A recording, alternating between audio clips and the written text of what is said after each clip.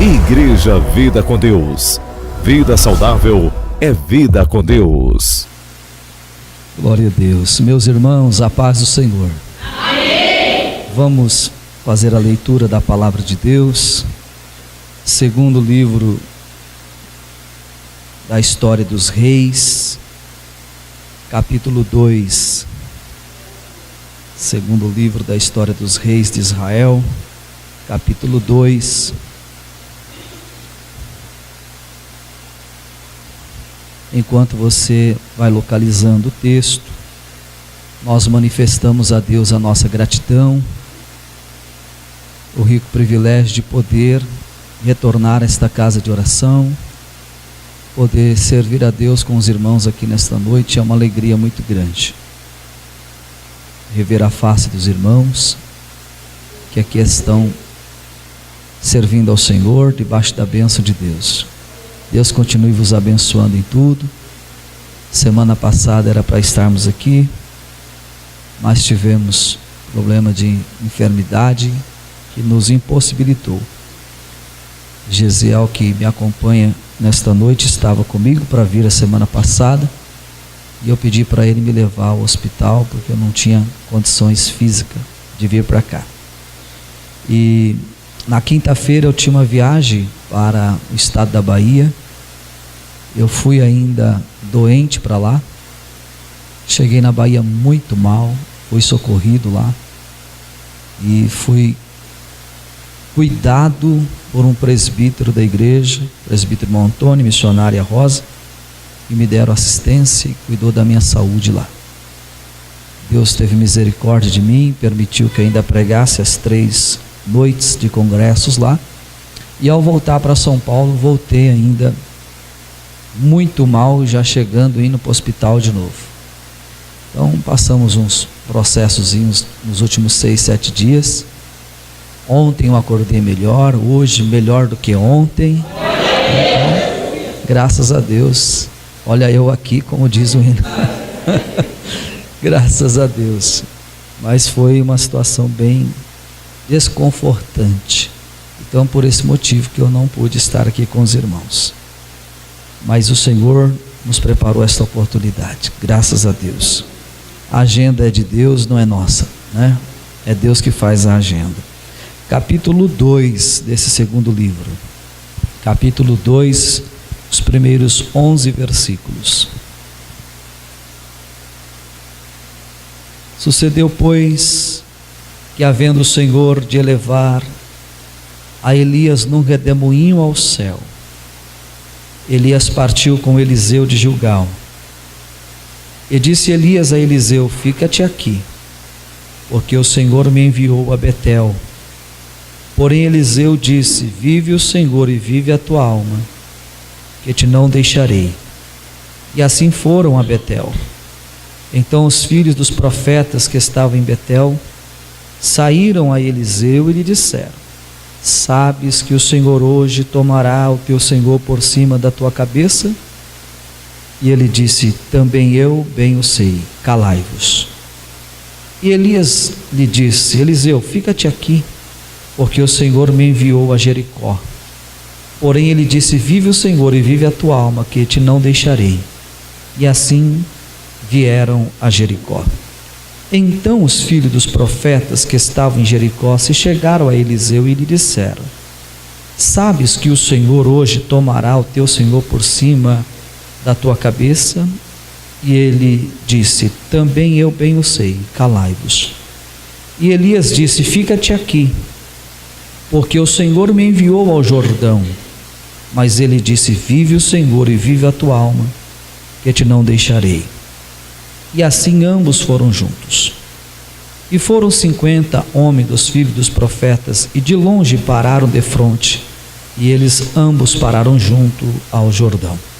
Então Elias tomou a sua capa e a dobrou e feriu as águas, as quais se dividiram para as 2 bandas, e passaram ambos em seco. Sucedeu, pois, que havendo eles passado, Elias disse a Eliseu: pede-me o que queres que te faça, antes que seja tomado de ti. E disse Eliseu: peço-te que haja porção dobrada de teu espírito sobre mim. E disse: coisa dura pediste. Se me vires quando for tomado de ti, assim se te fará. Porém, se não, não se fará. E sucedeu que, indo eles andando e falando, eis que um carro de fogo, com cavalos de fogo, os separou um do outro, e Elias subiu ao céu num redemoinho. Amém. Tome o seu assento e deixe a Bíblia aberta nesse texto. Vamos estudar juntos esse texto. Falando nesta oportunidade, nesta noite, principalmente dentro do contexto ministerial, principalmente no contexto ministerial, que envolve a nossa vocação, a nossa chamada, aquilo que Deus tem conosco através da nossa vida. É importante a gente examinar isso aqui. Primeiro ponto é o último dia de Elias na terra. Então nós estamos diante de um texto que nos informa que Elias vai ser assunto ao céu. Vamos corrigir uma coisa importante nesse texto. O título da leitura, na maioria das nossas Bíblias, está escrito assim: Elias é elevado ao céu num carro de fogo. Pode observar aí na sua Bíblia o título da leitura. Mas o título não corresponde ao texto. Você pode ler o texto e o texto não vai dizer isso. Mas o título vai dizer que Elias é elevado ao céu num carro de fogo. Mas o versículo 1 e o versículo 11 não diz isso. O versículo 1 diz: e sucedeu, pois que havendo o Senhor de elevar Elias num redemoinho. E o versículo 11 vai encerrar isso dizendo: e Elias subiu ao céu num redemoinho. Então por que está esse título aqui? A história é muito longa, mas só para você ter uma ideia, a Bíblia, os seus originais, não tinha capítulo e versículo. Seus originais eram apenas os livros. As divisões de capítulo e versículo vieram muitos anos depois. 1226 ela foi dividida em capítulos, e 1530 aproximadamente ela foi dividida em versículos. Quem as dividiu colocou seus títulos. E você sabe que aonde o homem põe a mão, deixa a marca. E aqui é uma marca do homem. O homem põe a mão, gera problema. Então deixaram, e não tinha ninguém para defender, não tinha um apologista, um defensor da fé, para poder examinar isso. Por isso que hoje nós temos tantas versões e traduções de Bíblia, porque vem arrumando coisas que o homem fez, não foi Deus, coisas que o homem pôs a mão. Então alguém vem corrigindo aí aproximadamente 5.800 textos que precisam ser corrigidos, e cada dia que passa a gente vai se dando com um texto mais atual do que aquele que nós tínhamos. Resolvemos esse problema? Muito bem. Então Elias não foi no carro de fogo, tá? Elias foi no redemoinho. Glória a Deus por isso. Por quê? Porque no capítulo 2 verso 1 nós temos a promessa de Deus, e no capítulo 2 verso 11 nós estamos vendo Deus cumprir a sua promessa. Deus prometeu no capítulo 2 verso 1 que Elias seria assunto ao céu no redemoinho. No capítulo 2 verso 11 Deus está levando ele no redemoinho. Então Deus é fiel para cumprir aquilo que ele prometeu. Então essa é a parte gostosa da Bíblia, que Deus vela pela sua palavra aqui. Neste último dia de Elias na terra, irmãos, Elias está acompanhado de um companheiro de ministério. O companheiro de ministério de Elias até então chama-se Eliseu. Mas antes de a gente continuar aqui, vamos abrir a Bíblia um pouco mais atrás. Primeiro livro da história dos reis, capítulo 19, e vamos ver aonde Eliseu começa a história. Primeiro Reis, capítulo 19.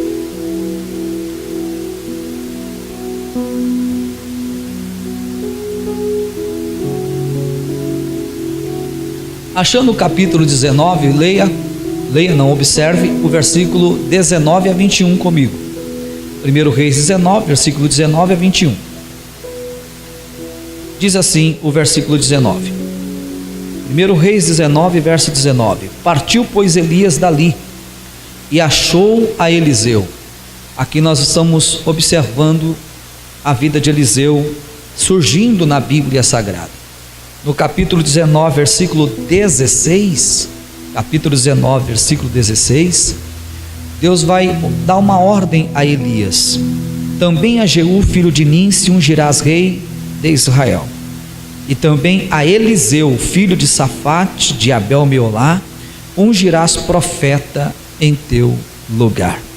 Deus dá uma ordem para Elias ungir Eliseu profeta. O interessante desse texto é que quando a gente se coloca no lugar de Elias, a gente percebe que Elias era crente, irmão, porque Deus mandou ele ungir um rei sobre a Síria, um rei sobre Israel e um profeta. Mas ungir um rei sobre a Síria e sobre Israel é fácil. O duro é ouvir isso aqui, ó: unge um profeta no teu lugar.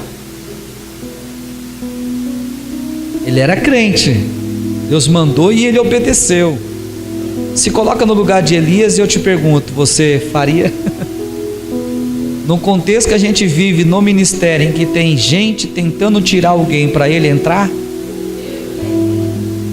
se possível for vende, se possível for traz, se possível for engana, se possível for calunia, se possível for puxa tapete, é uma série de coisas vergonhosas.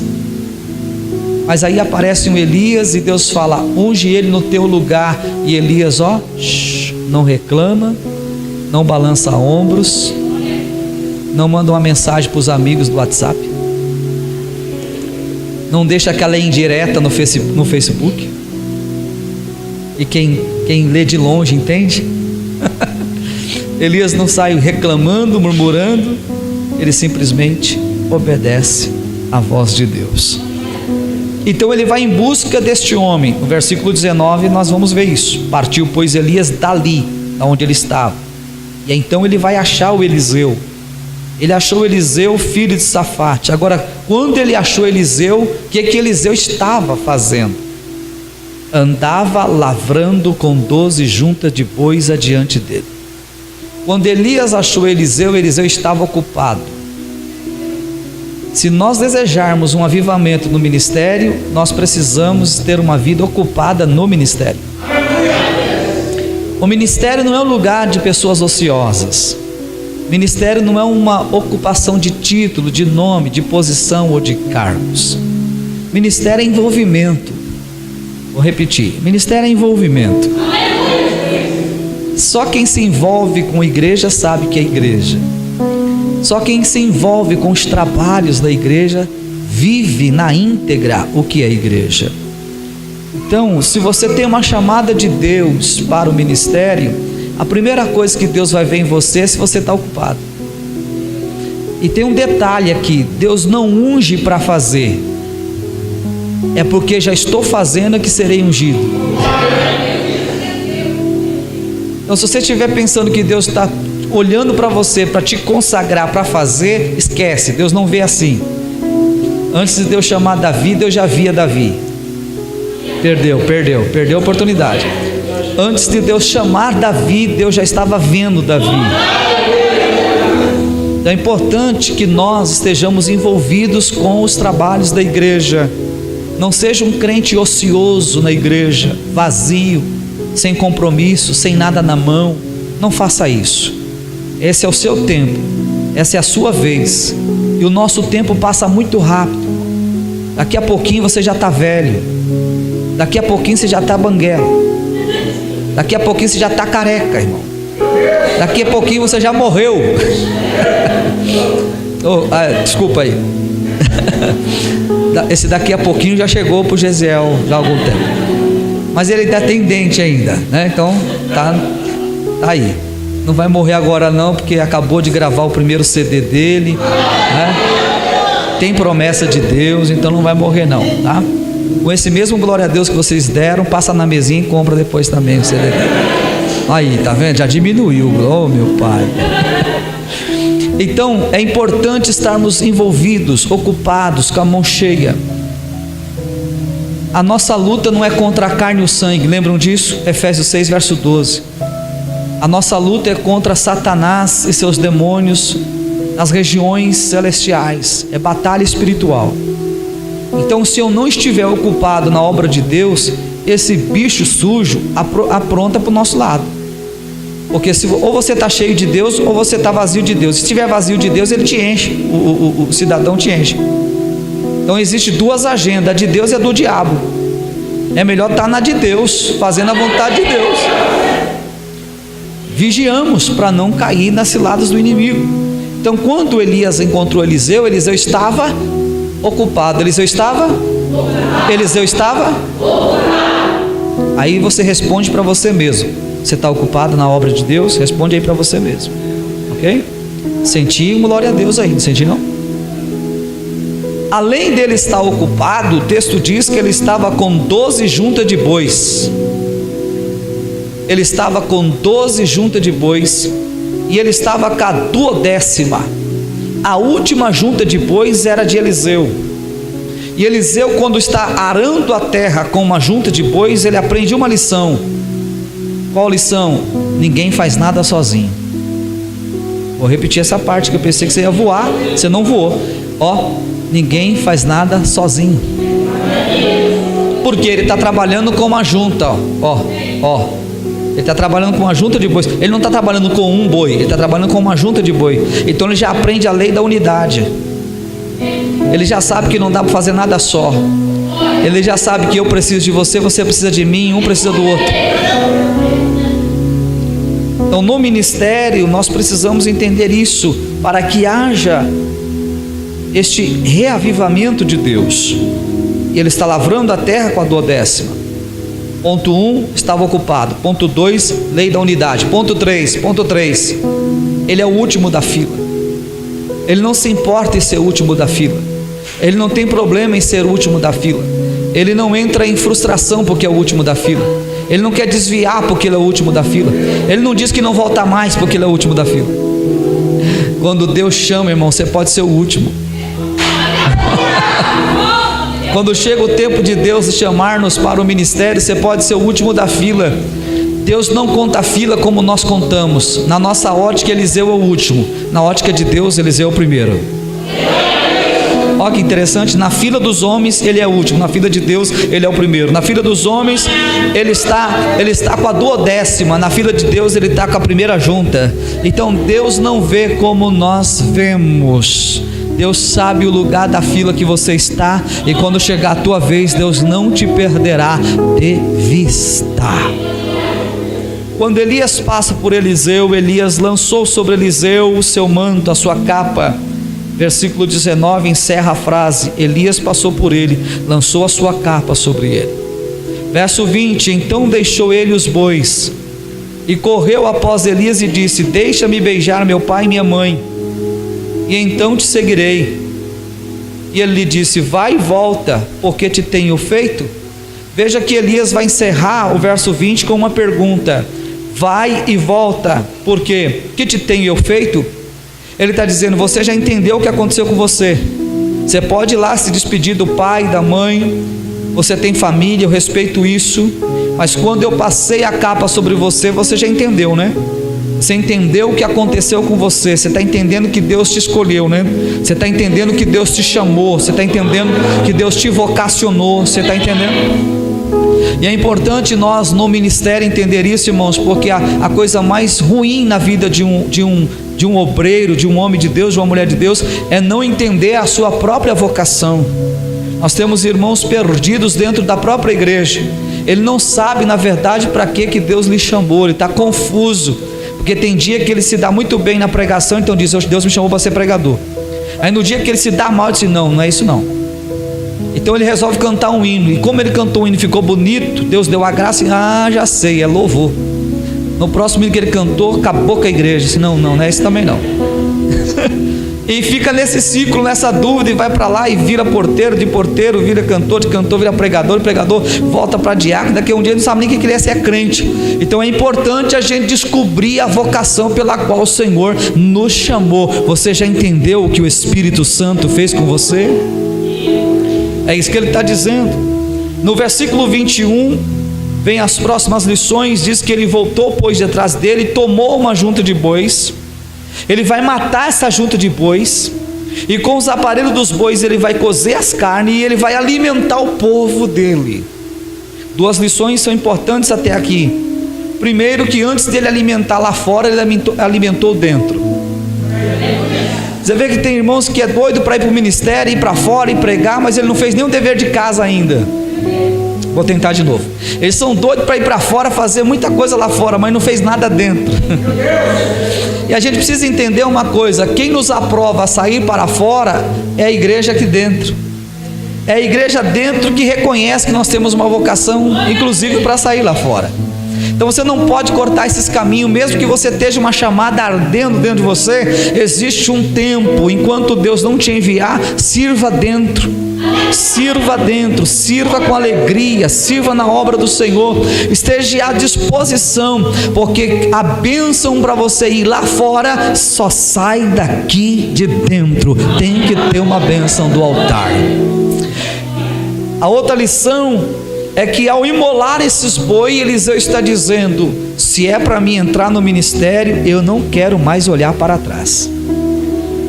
Daqui para frente eu vou entrar mesmo no ministério, e eu sei que haverá muitas dificuldades agora, mas eu não quero nas primeiras dificuldades ser tentado a lembrar que eu tenho uma junta de bois, porque se eu lembrar que eu tenho uma junta de bois, eu vou deixar o ministério e vou voltar a fazer o que eu fazia antes.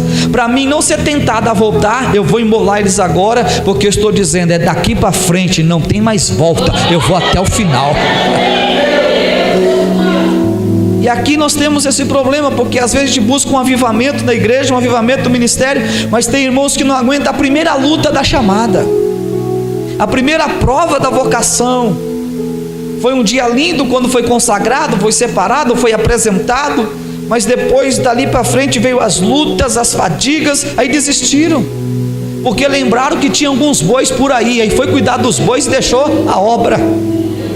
Ô irmão, quem põe a mão no arado não pode olhar para trás. Então aqui está o segredo. Se você ainda tem alguma coisa amarrada com esse mundo aí, é melhor você imolar logo esse negócio. Taca fogo nele, dá um jeito, acaba logo com isso, porque quem Jesus chama não pode ficar olhando para trás e oscilando, não.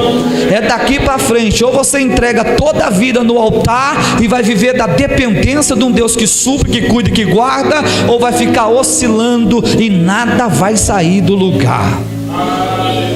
Quem recebe a palavra? Encerrando o versículo 21, encerra assim: então se levantou e seguiu a Elias e o servia.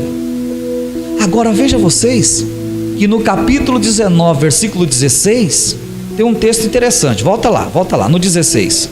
Também a Jeú, filho de Ninsi, ungirás rei de Israel. E também a Eliseu, filho de Safate, de Abel-Meolá, ungirás profeta em teu lugar. Repita: ungirás profeta em teu lugar. Tá. Mas o versículo 21 diz que então se levantou e seguiu Elias e o... Mas ele não foi ungido para ser profeta? Ele é ungido para ser profeta, mas não quer dizer que ele já é profeta. Tem a unção, mas se não chegou o tempo, vai servir. Eliseu tem a unção, mas ele entende: unção é uma coisa, tempo é outra. Enquanto Elias está no ministério, Eliseu só serve. Isso é importante a gente entender.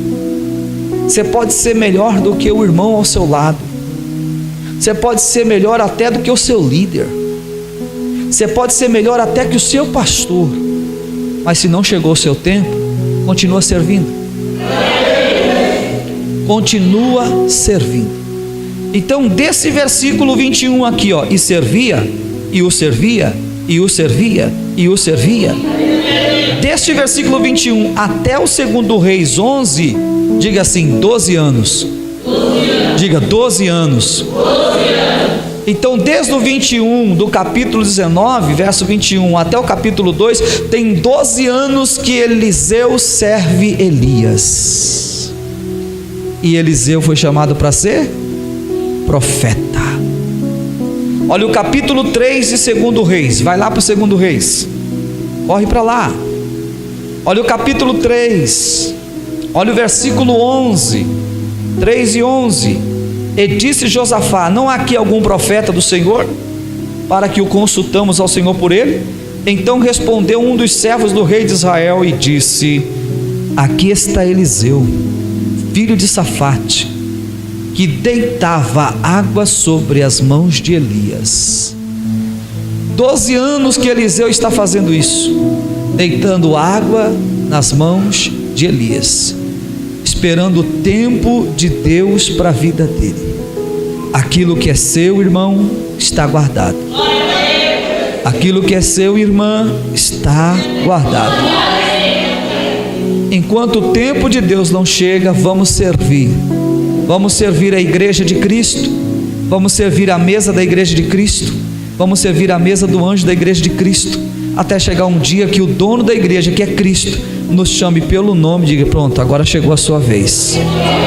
Vá e produza, realiza para a glória do meu nome.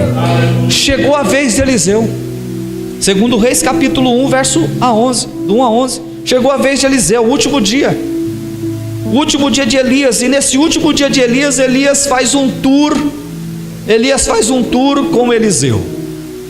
Elias pega o Eliseu e caminha com ele em 4 geografias. Capítulo 2, verso 1, Gilgal. Capítulo 2, verso 2, Betel. Capítulo 2, verso 4, Jericó. Capítulo 2, verso 6, Jordão. Elias pegou o Eliseu e caminhou nessas 4 geografias. Quando chega no capítulo 2, verso 1, vejam que eles já estão na primeira geografia.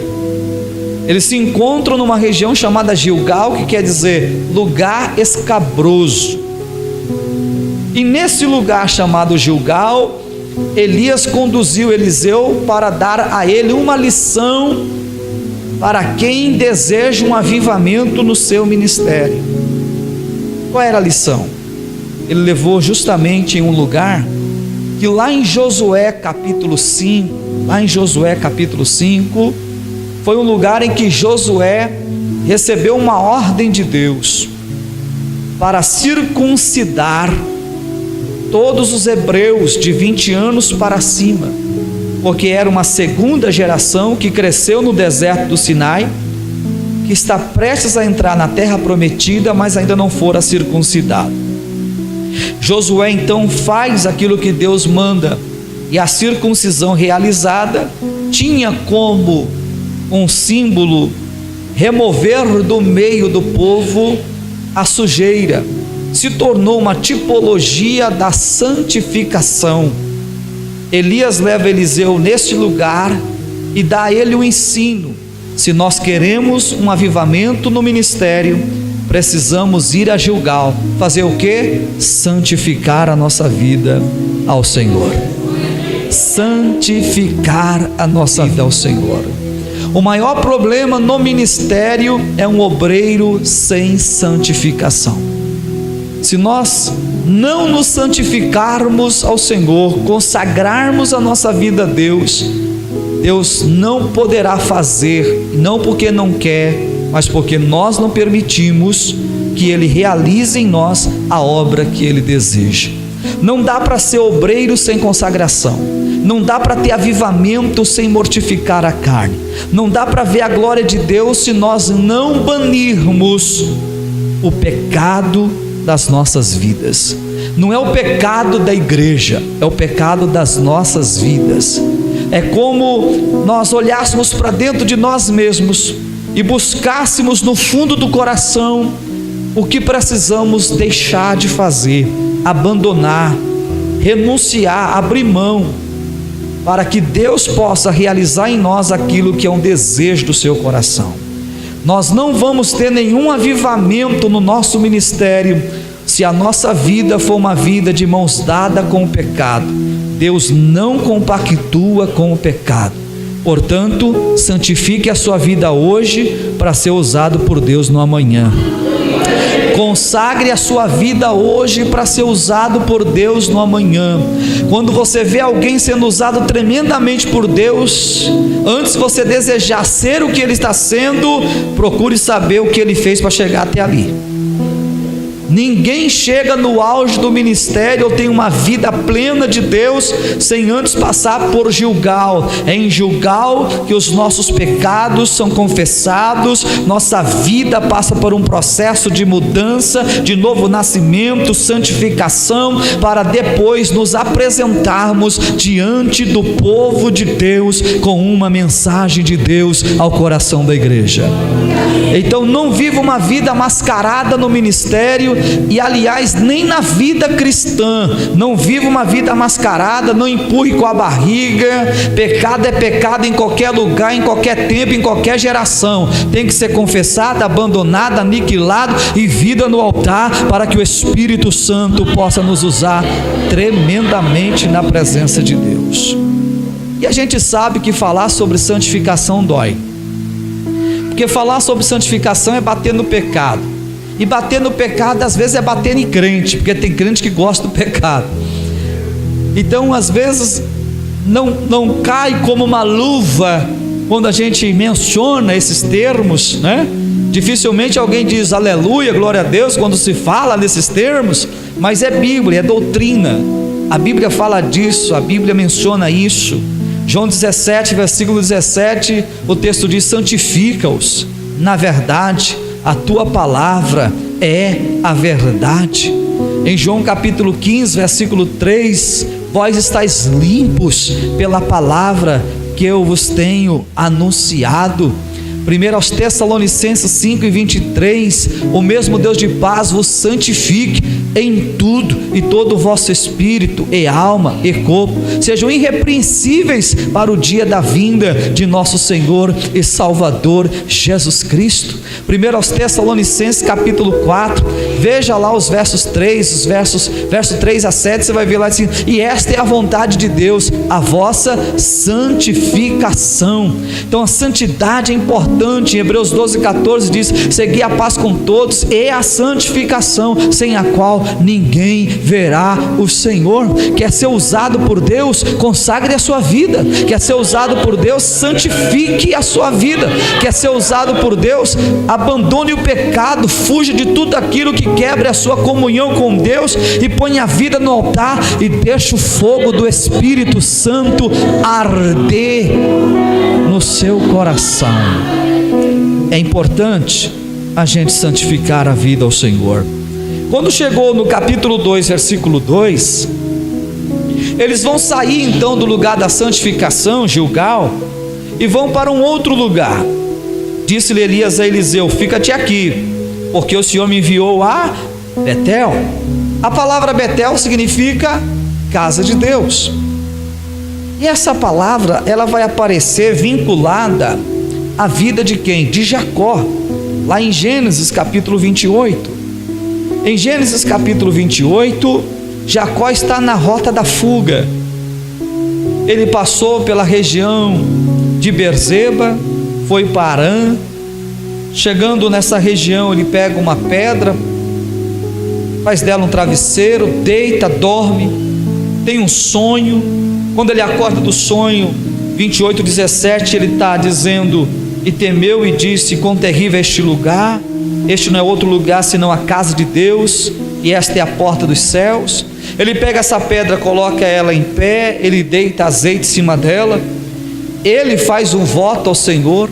Ele chama esse lugar de Betel, que quer dizer casa de Deus, pois antes esse lugar se chamava Luz. E ele faz um voto ao Senhor, dizendo: se o Senhor fosse com ele, se o Senhor lhe guardar, se o Senhor lhe der pão, se o Senhor lhe der vestido, se o Senhor lhe trouxer em paz, Deus seria o seu Deus, aquele lugar seria a casa de Deus, e ele seria um fiel dizimista. Então esse lugar é o lugar do princípio. Quando Elias leva Eliseu a Betel, Elias está ensinando a Eliseu o seguinte: o seu ministério vai crescer, o seu ministério vai ser lindo, você vai ir para muitos lugares, Deus vai te enviar em muitos lugares, você vai ser o profeta da porção dobrada. Então o negócio vai ficar bom para o teu lado, Mas no dia que você estiver no auge, lembra de Betel. Betel é o lugar do princípio. Betel é o lugar onde nós começamos. Betel é o lugar onde nós aceitamos Jesus. Betel é o lugar onde os nossos pastores nos ensinaram as primeiras doutrinas centrais da fé cristã. Betel é o lugar do nosso discipulado. Betel é o lugar onde nós não sabíamos orar, porque aceitamos a Cristo e nós dobramos os joelhos, não sabemos o que falar, mas escutamos quem está orando e a gente pega uma carona, até um dia que a gente aprende, né, a orar. Betel é o lugar onde você tem a primeira oportunidade para ler um versículo, e que oportunidade, que dia, que momento, a perna tremendo, o coração acelerado, a boca seca, e você quase que perde o versículo que ia ler, tem que colocar muita coisa marcada para não perder o texto na hora. Betel é o lugar do princípio, a primeira oportunidade que você teve para cantar um hino. Pensa no hino que você cantou aquele dia, hein? Nada com ninguém, e a igreja dando glória a Deus e aleluia, porque sabia que você está começando. Betel é o lugar do princípio, a primeira vez que você dirigiu um culto, falou mais do que todo mundo, nem dirigiu, conversou com todo mundo toda hora, cada vez que você pegava no microfone falava meia hora, sem se falar o glória a Deus, aleluia, glória a Deus, aleluia, glória a Deus, aleluia, louvado seja Deus, glória a Deus, aleluia. Mas é tudo simples, é o começo, o nervosismo, a preocupação. Betel é o lugar da primeira pregação. Meu Deus, lembra da primeira pregação? Meu Jesus amado, a gente leu o texto, saiu do texto, terminou a mensagem, nunca voltou para o texto, nem sabe o que aconteceu com o texto, atirou para tudo quanto é lado. Quando falou que você ia pregar tal dia, você tirou a semana toda de jejum e de oração. Você leu quase todos os livros da Bíblia, você anotou tudo que você tinha para anotar, trouxe um caderno daquele de 10 matérias, porque tinha muita coisa para falar, e em 10 minutos acabou tudo.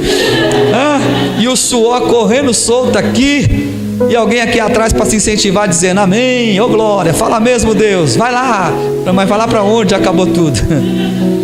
E aí, para não ficar feio, você falou, para não ficar só nas minhas palavras, vou cantar um hino. E quando terminou de cantar o hino, percebeu que ainda sobrou um tempinho, vou dar um testemunho. Percebeu que depois do testemunho teve mais um tempinho, vamos fazer uma oração? Eita glória, ainda deixou 10 minutos para dizer, está vendo como eu sou ético? Ainda deixei 10 minutos para depois. Tudo é começo, mas a igreja sabe, ela sabe fazer essa diferença, e ela entende isso de tal maneira, que ela está ali orando, e depois quando termina tudo, alguém vem e fala com você, não é assim? Foi uma, Deus te usou, hein? Deus falou comigo, hein? E você vai para casa sentindo-se um profeta da terra, cheio de Deus, oh maravilha! Então aqui é o lugar do começo. Agora pasme, irmãos, nós temos um problema sério. Deus nos honra, Deus nos capacita, nos enche, dá dons e realmente cumpre as suas promessas. E num determinado dia a gente esquece de onde saiu, a gente esquece quem orou por nós, quem nos visitou, quem estendeu a mão, quem ministrou uma palavra, quem nos deu essas primeiras oportunidades. De repente, uma linguagem chula, perdoe as minhas palavras, uma linguagem chula, a gente cospe num prato que um dia comeu. Nunca faça isso no seu ministério. É isso que Elias está ensinando para Eliseu. No dia que você estiver no auge, lembra de onde saiu. No dia que você estiver voando por aí, muita coisa acontecendo, não esquece dos simples, não esquece da igreja pequena, não esquece daquela igreja lá dentro da periferia, na rua de barro, não esquece daquele momento que você teve aquela comunhão tão linda com aqueles irmãos. Não tinha foto, não tinha oferta, não tinha vendas de materiais, mas tinha muito amor, muita comunhão, muita sinceridade e muita vida com Deus. Glória seja dada ao nome de Jesus. Eu te convido agora a aplaudir Jesus nesse momento. Aleluia, aleluia, aleluia.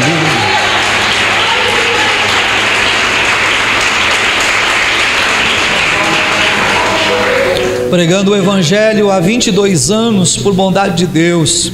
Vou completar 23 anos pregando o Evangelho, e dói na minha alma ver pessoas tão novas, começando agora, descobriu 3 mensagens boas para pregar, e eles escolhem a dedo aonde vai, eles não aceitam qualquer igreja, eles não vão em qualquer igreja, Alguns chegam a dizer: tal igreja não é do meu perfil.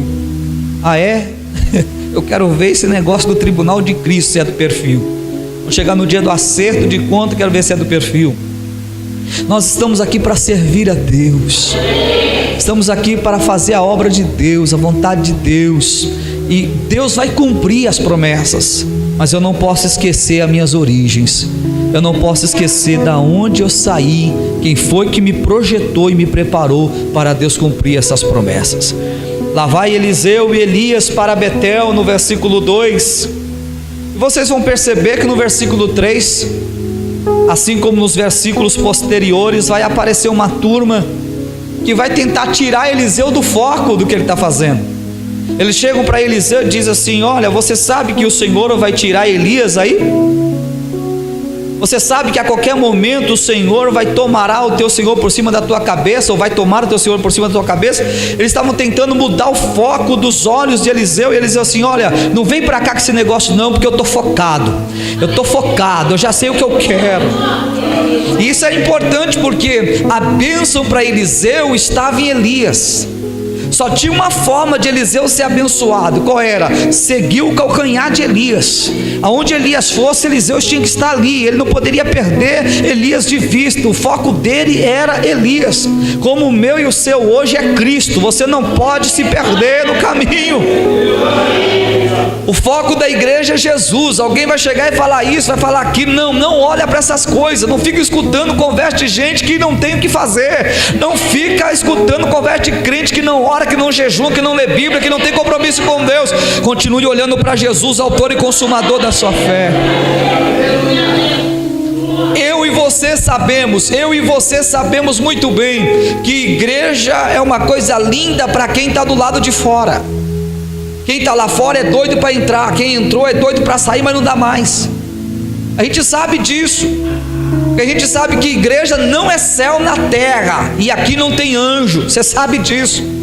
A igreja é um organismo vivo, composta de pessoas de carne e osso como eu e você. O que nos preserva aqui é a graça de Deus, nos preserva o Espírito Santo, é que faz com que pessoas tão diferentes entre nós consigam estar num único lugar para exaltar aquele que fez os céus e a terra. Se não fosse a graça de Deus, irmão, e o Espírito Santo na minha e na tua vida, eu já tinha te matado, você já tinha me matado. Porque olha, vou te falar, te aguentar e me aguentar não é fácil não, é um duelo terrível. Não é verdade? É ou não é? Já tinha mordido os três já. Mas Jesus é bom, o Espírito Santo está na nossa vida, e a graça de Deus, olha aí, estamos aqui feliz da vida, dando glória a Deus. Olha só. Esse é o momento de confessar o pecado. Se alguém ainda tem algum, solta agora. Já tem perdão liberado aí no nome de Jesus.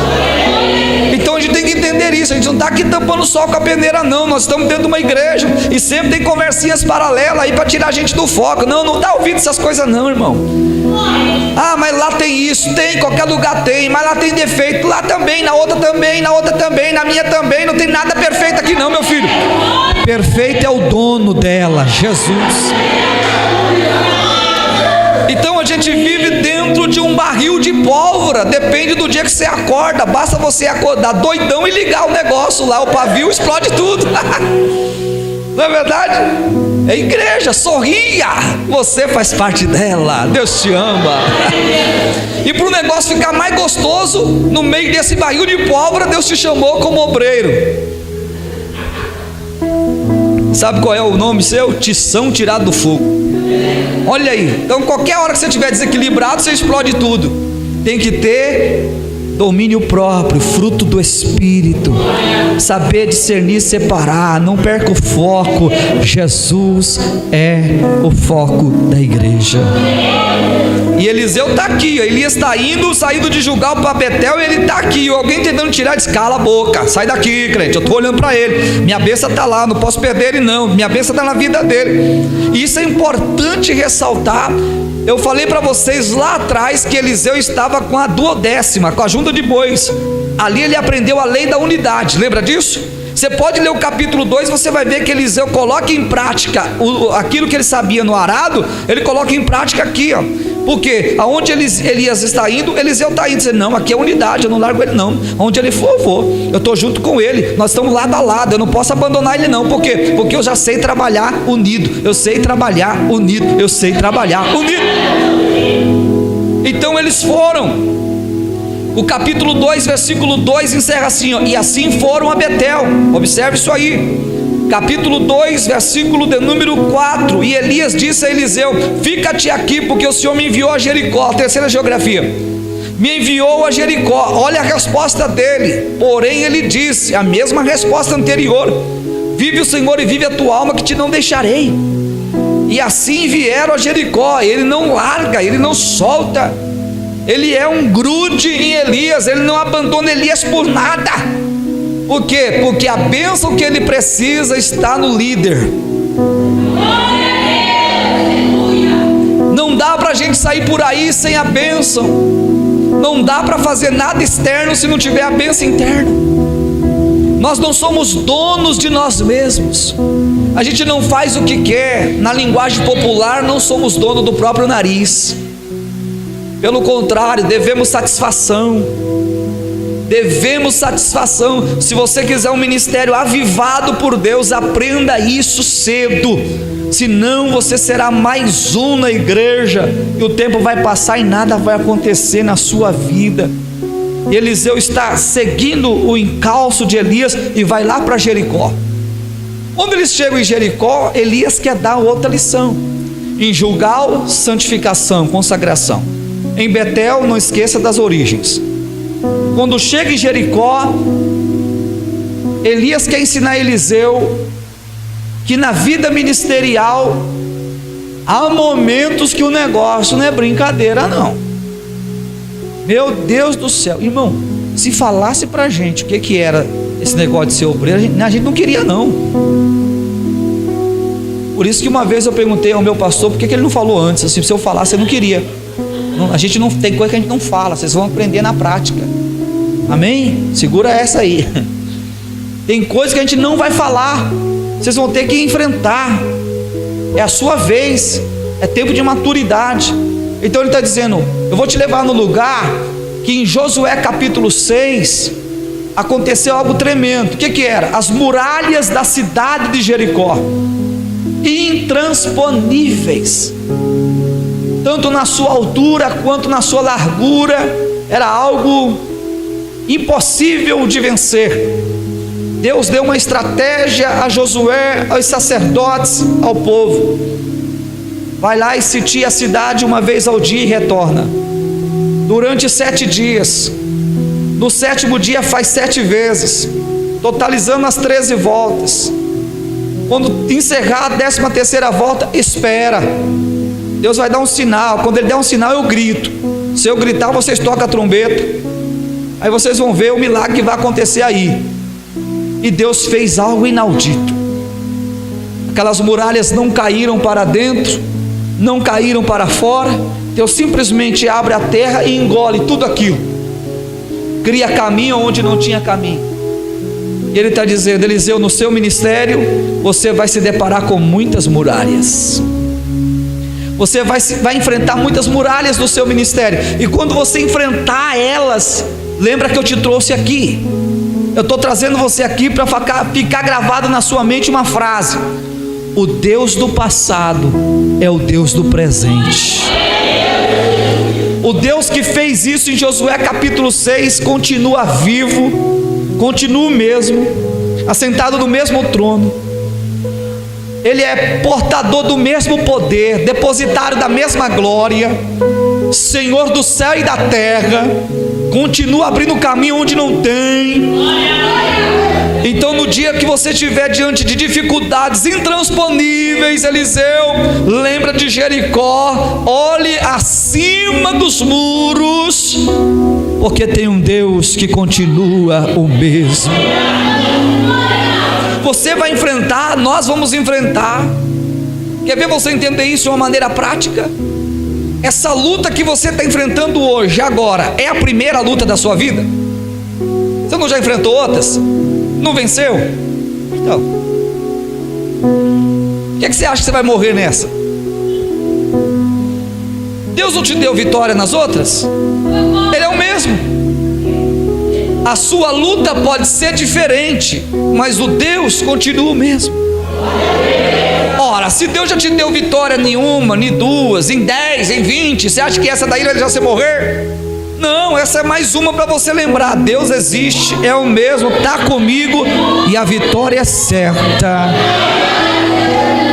Eu profetizo na tua vida nesta noite que o Deus do passado é o mesmo Deus agora, e diante das suas dificuldades hoje, esse Deus que te deu vitória ontem está liberando vitória hoje para a tua vida, no nome de Jesus. Quem recebe a palavra glorifica Jesus. Então Ele não muda, irmãos. Somos nós que enfrentamos as diversidades da vida, das lutas, das dificuldades, mas para nos aprimorar cada dia mais. Ora, se você não aprender isso, como é que Deus vai colocar nas suas mãos responsabilidades?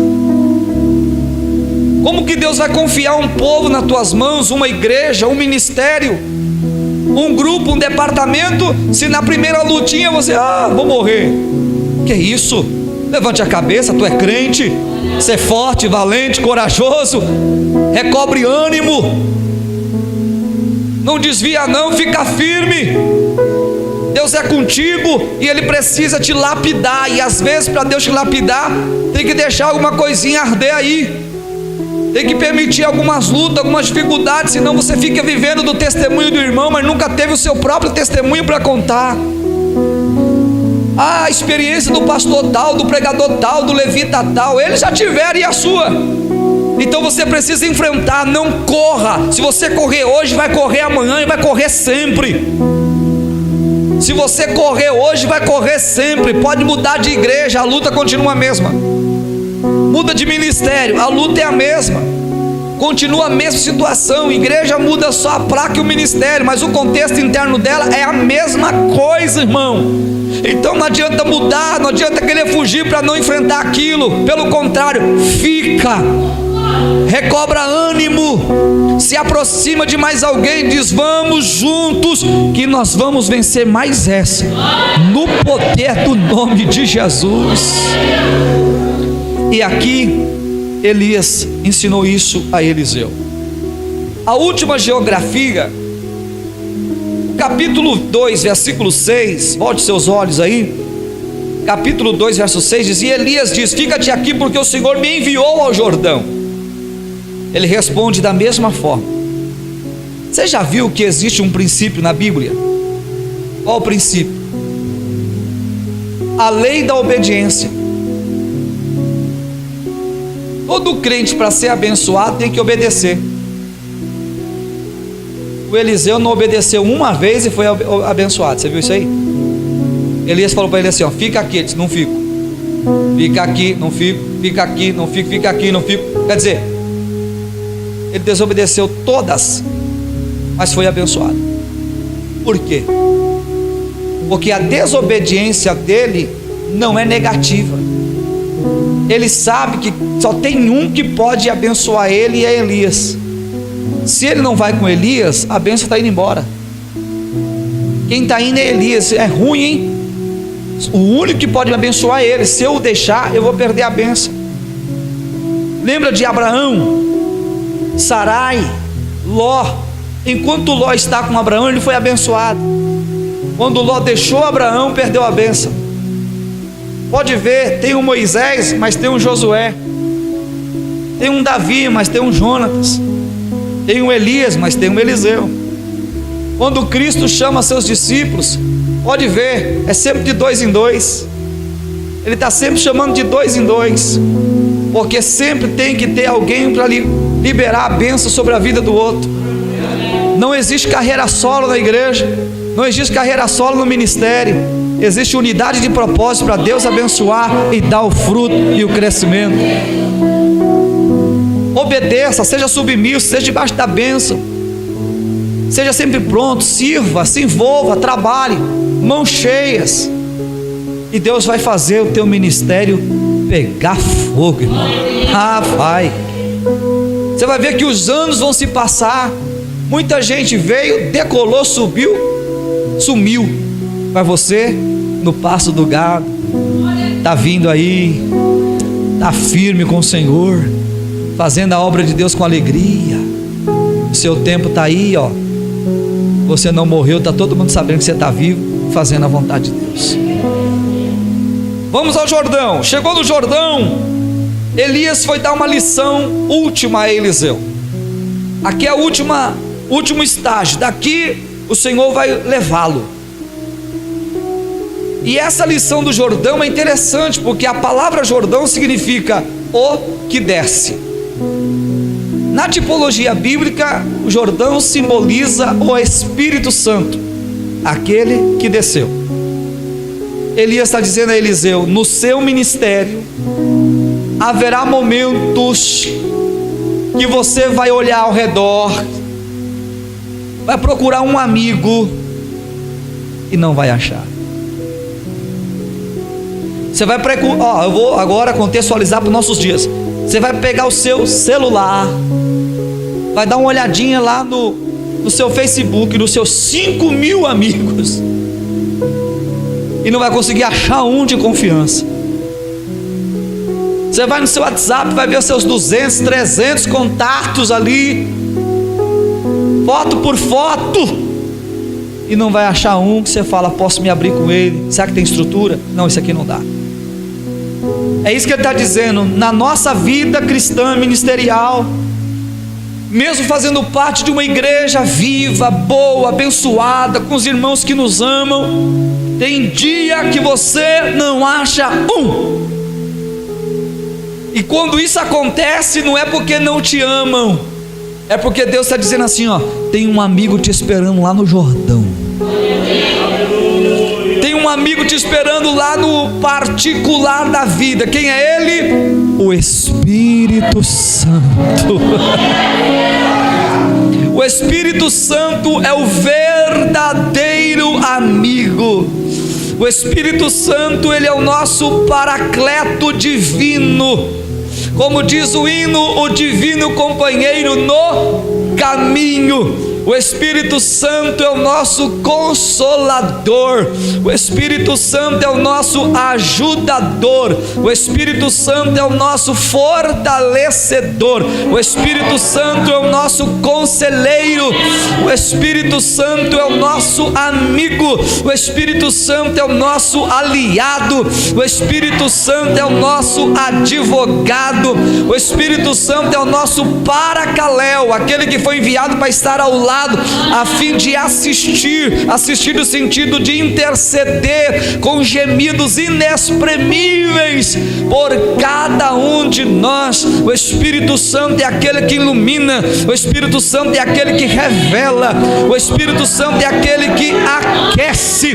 O Espírito Santo é aquele que renova. O Espírito Santo é aquele que consagra. O Espírito Santo é aquele que separa. O Espírito Santo é aquele que enche. O Espírito Santo é aquele que testifica. O Espírito Santo é aquele que filia. O Espírito Santo é aquele que adota. O Espírito Santo é aquele que levanta. O Espírito Santo é aquele que enche. O Espírito Santo é aquele que preenche. O Espírito Santo é aquele que envia. O Espírito Santo é aquele que vocaciona. O Espírito Santo é aquele que respalda. O Espírito Santo é aquele que fala. O Espírito Santo é aquele que entristece. O Espírito Santo é aquele que dá vida. O Espírito Santo é aquele que renova. O Espírito Santo é aquele que aquece. O Espírito Santo é aquele que faz arder a chama da sua presença em nossa vida.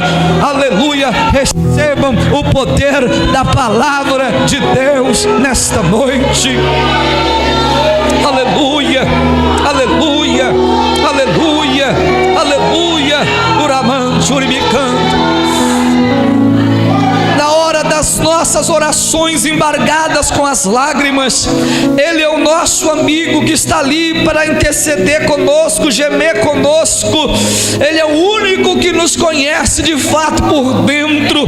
Ele é o único que consegue ouvir a gente dizer assim: não dá mais, não dá mais, vou desistir. E Ele não sai dizendo para todo mundo: fulano vai desistir, não. Ele fica dizendo: não, eu vou te dar força, eu vou te fortalecer, vai dar certo sim. Ele é o único que consegue nos ouvir diante da oração. Senhor, como que eu vou sair dessa? Eu não sei como sair dessa, Senhor, eu estou perdido. Diz, calma, eu sou teu conselheiro, eu tenho uma palavra de sabedoria, eu tenho uma palavra agora de conhecimento para você. Ele é o único. E quando você está dizendo, Pai, não dá para mim, eu estou sentindo que meus pés estão já deslizando, eu vou desviar. Ele diz, eu sou a tua força, eu sou teu companheiro, eu sou a mão que você precisa para te segurar. Senhor, eu não sei o que está acontecendo, eu oro, mas parece que não sai do teto. Eu sinto que o céu está de bronze, eu sinto que o inimigo está se aproximando, parece que eu estou cercado num breu, numa treva. Diz, calma, eu sou a tua luz, eu sou o que aquece, eu sou o que incendeia, eu sou o que renova, eu sou o que dá força, eu sou aquele que faz você brilhar. A minha presença está em você, aleluia. Então o Espírito Santo é o Jordão que nós precisamos. Haverá momento na minha e na tua vida que nós ouviremos a voz dele dizendo, vem, desce na minha presença, vem me buscar porque eu quero te revelar coisas tremendas, vem me buscar porque eu quero te mostrar o céu pelo lado de dentro, vem me buscar porque eu quero te dar uma mensagem que eu não dei para ninguém. Eu quero dar uma mensagem completa para você pregar hoje, aleluia. É o Espírito Santo que nos convida, porque ele quer dar a letra, a melodia, o ritmo, o cântico na nossa língua. Eu vou te dar um louvor, eu vou te dar a letra, eu vou te dar o ritmo, eu vou te dar agora a melodia. Você vai abrir a boca e vai entoar um hino que ninguém jamais entoou. Alabai o Kemi da Súria. O Espírito Santo, ele quer descer a minha vida e a tua vida ao Jordão, porque ele quer nos dar dons espirituais. Ele quer nos revestir do alto da cabeça à planta dos nossos pés. Ele quer calçar os nossos pés com a sandália do Evangelho. Ele quer cingir os nossos lombos com o cinto da verdade. Ele quer nos vestir com a couraça da justiça. Ele quer colocar o capacete da salvação na nossa cabeça. Ele quer pôr a fé, a espada do Espírito. Ele quer que as nossas vestiduras sejam alvo como a neve e que nunca falte o óleo sobre a nossa cabeça. Desce, desce, desce, desce, desce, desce, desce, desce ao Jordão, porque eu tenho o dom da palavra para te entregar, eu tenho a ciência da palavra para te entregar, eu tenho a palavra da sabedoria para liberar para você, eu tenho o dom da fé para investir na sua vida, no seu ministério, eu tenho os dons de curar, operação de maravilha, eu tenho os dons de poder, eu tenho a variedade de língua, eu tenho a interpretação da língua, eu tenho a profecia, alabacanto, ebidasuri bicandaraia. Eu quero te dar dons, eu quero te dar dons, eu quero te capacitar, eu quero te revestir, eu quero te renovar, eu quero te chamar pelo nome, eu quero te consagrar, eu quero te dar uma visão de ministério, eu quero te levar a um campo novo, eu quero te dar uma estratégia de trabalho, eu quero te dar o crescimento, eu quero te levar a lugares que você nunca foi, eu quero te dar experiência que você nunca teve, eu quero te mostrar coisas que você nunca viu, o seu ouvido não ouviu, que os seus olhos não viu, que o coração não sentiu. Eu tenho coisas preparadas para você. Amanjori me calabassuri me candaraia. Em nome de Jesus, eu vim profetizar para a igreja Vida com Deus. Deus tem coisas boas e novas para fazer nesse lugar. Deus tem coisas grandes para fazer nesta casa, no meio deste povo, desde o altar até a nave da igreja.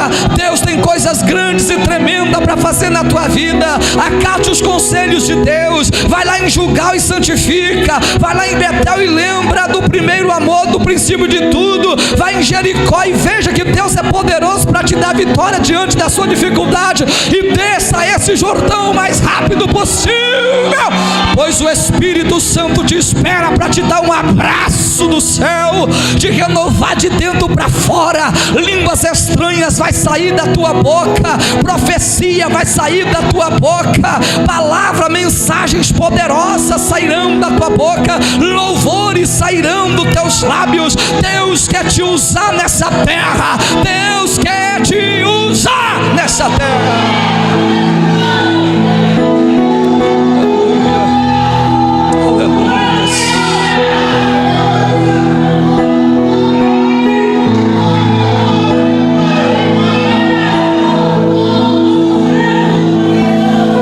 Eu te abençoo no nome de Jesus com esta palavra.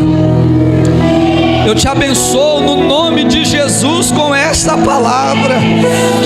Não desista, não pare, não olhe para trás, não encoste o seu playback, não encoste a sua Bíblia, o seu dom, o seu talento. Vai no Jordão que tem renovo, vai no Jordão que tem renovo, vai no Jordão que tem renovo. Pregador, mas disseram isso de mim. Esquece o que disseram, vai no Jordão, vai lá no Jordão. Tem alguém que manda mais, pode mais. Tem alguém lá chamado Espírito Santo. Tem alguém lá que pode te convencer do seu pecado, te levar ao estado de arrependimento. E quando tiver que você chegou ao estado de arrependimento, Ele pode te renovar, Ele pode te batizar, Ele pode te encher. Oh meu Deus do céu, Uramacanto eu não quero saber das suas quedas, eu quero saber de um Deus que levanta. Eu não quero saber dos teus tropeços da vida. Eu não vim aqui para te acusar, eu vim aqui para te dizer que ainda há lugar. Desce no Jordão que Ele te renova. Desce, desce, desce, desce. Deus conta com você. Você pode ter tido problemas lá atrás. Quem é que não teve, irmão? Quem é que nunca teve? Mas o Jordão é um lugar tremendo. O Espírito vem para nos encher e nos renovar. Uramacanto o Espírito Santo é a pessoa mais interessada em renovar a minha e a tua vida. Ouça a voz do Pai. Deus tem uma chamada contigo. Ele apaga o teu passado, faz nova todas as coisas. Ele tem um presente lindo daqui para frente para você. Esquece o que passou, passou, meu filho. Deus tem coisas novas diante da tua vida. Desce no Jordão e receba fogo da cabeça ao pé.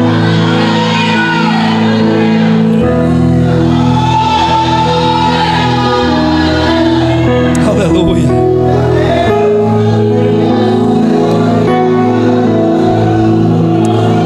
Vai a Gilgal, lugar de consagração. Vai a Betel, lugar do princípio de tudo. Vai a Jericó, reconheça que o Deus do passado é o Deus do presente. Vai ao Jordão e seja cheio do Espírito Santo. Aleluia. Oh glória, oh glória, oh glória. Aleluia, aleluia. Urabacan, lavassuri bicandarai. Uramanto e deploves. Remidassuri bicanto. Remidacia plovi camanto e remidi calavaio. Uramando e plove que me dá súria. Deus tem coisas novas para esta casa, para este povo, para esta igreja. E Ele conta com cada um de nós. Todos nós somos importantes na obra de Deus. A graça de Deus colocou todos nós no mesmo nível e no mesmo patamar. Recebe a palavra? Deus te abençoe em nome de Jesus. Amém.